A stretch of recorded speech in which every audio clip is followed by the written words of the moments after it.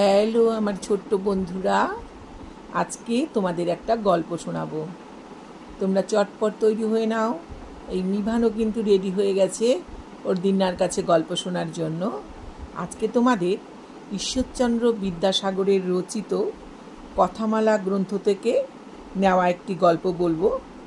সেই গল্পটির নাম কুঠার ও জল দেবতা।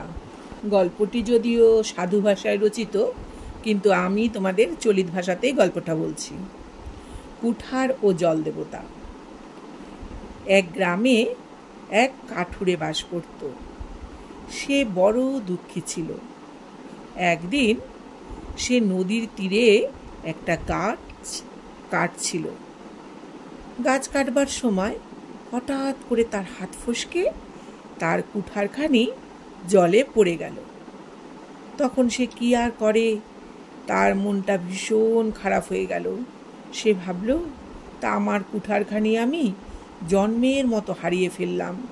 কারণ সে ভীষণ গরিব ছিল, আর একটা কুঠার যে কিনবে সে পয়সাও তার কাছে ছিল না।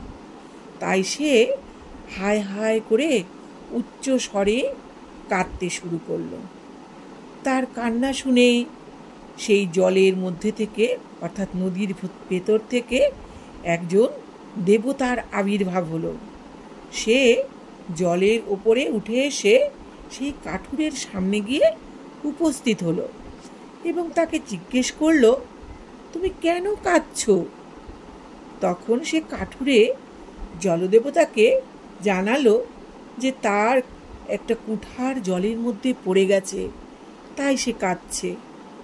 তখন জলদেবতা আবার জলের নিচে চলে গেল, গিয়ে একটি সোনার কুঠার হাতে করে জলের ওপরে উঠে এলো। তখন সে কাঠুরের কাছে এসে সেই সোনার কুঠারটা তাকে দেখিয়ে বলল, এই কুঠারটি কি তোমার? তখন সেই কাঠুরে বলল, না, এই কুঠার আমার নয়। তখন সেই জলদেবতা আবার জলের নিচে চলে গেল।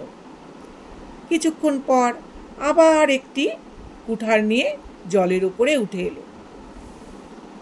তখন সেই কুঠারটি কাঠুরেকে দেখিয়ে বলল, দেখো, এই কুঠারটি কি তোমার? কিন্তু কাঠুরে সেই কুঠারটি দেখে বলল, না, এটা আমার কুঠার নয়, কেননা সেই কুঠারটি ছিল রূপা দিয়ে তৈরি। তখন সেই জলদেবতা জলের মধ্যে আবার চলে গেল এবং কিছুক্ষণ পর জলের নিচ থেকে একটা লোহার কুঠার নিয়ে জলের উপরে উঠে এলো। তখন সে কাঠুরেকে দেখিয়ে বলল, দেখো তো, এই কুঠারটি তোমার কিনা? তখন কাঠুরে সেই লোহার কুঠারটা দেখে ভীষণ আনন্দিত হলো এবং বলল যে হ্যাঁ, এটাই আমার কুঠার।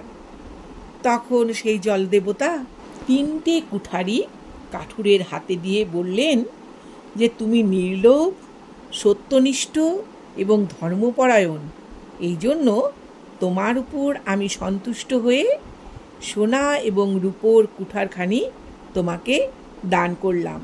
এই বলে সেই জলদেবতা আবার জলের মধ্যে অন্তর্ধান করলেন।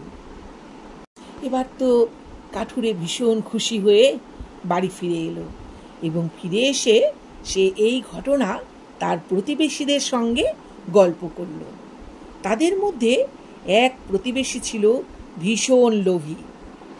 সে পরদিন সকালবেলায় কুঠার হাতে নিয়ে নদীর তীরে গিয়ে উপস্থিত হলো এবং গাছের গোড়ায় 2-3টে কোপ মারার পর তার হঠাৎ হাত থেকে কুঠার পড়ে গেছে এই রকম ভান করে সে কুঠারটিকে জলের ভেতর ফেলে দিল এবং উচ্চ স্বরে সে কাঁদতে শুরু করলো। তার কান্না শুনে জলদেবতা জলের ভেতর থেকে উঠে তার সামনে এসে দাঁড়ালো এবং জিজ্ঞেস করলো যে তুমি কাঁদছো কেন? সে তখন খুব দুঃখের সঙ্গে বলল যে আমার কুঠারটি জলের মধ্যে পড়ে গিয়েছে। তখন জলদেবতা সেই আগের মতোই আবার জলের মধ্যে ডুবে গেল এবং একটি সোনার কুঠার হাতে করে সে আবার জলের উপরে উঠে এলো এবং সেই কাঠুরের সামনে এসে উপস্থিত হলো এবং কুঠারটি দেখিয়ে তাকে জিজ্ঞেস করলো যে দেখো তো এই কুঠারটি তোমার কিনা।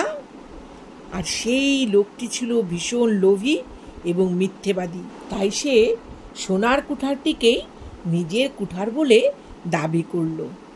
তখন জলদেবতা বুঝতে পারল লোকটি ভীষণ মিথ্যেবাদী, তাই সে ভীষণ রেগে গেল এবং সোনার কুঠারখানি জলের মধ্যে ফেলে দিয়ে সেই জলদেবতা আবার জলের মধ্যে তলিয়ে গেল। এবার সেই লোকটি তো হতবুদ্ধি হয়ে গেল, কারণ তার নিজের কুঠারটিও জলের মধ্যে চলে গিয়েছে, নিজের কুঠারটিও সে হারিয়ে ফেলেছে। তাই সে গালে হাত দিয়ে তখন ভাবতে আরম্ভ করলো যে আমি কি ভুল করেছি, এবং ভাবতে ভাবতে সে এটাও ভাবলো যে যেমন কর্ম আমি করেছি এবং তার উপযুক্ত ফল আমি পেয়েছি, সুতরাং অতিরিক্ত লোভ করা কিন্তু একদম ভালো নয়। তাই লোকটি মন খারাপ করে সেখান থেকে চলে গেল। গল্পটি যদি তোমাদের ভালো লাগে তাহলে তোমরা সাবস্ক্রাইব করে আমার সঙ্গে থেকো। তোমরা সকলে ভালো থেকো, সুস্থ থেকো। টাটা। আবার দেখা হবে অন্য কোনো গল্প নিয়ে তোমাদের সঙ্গে।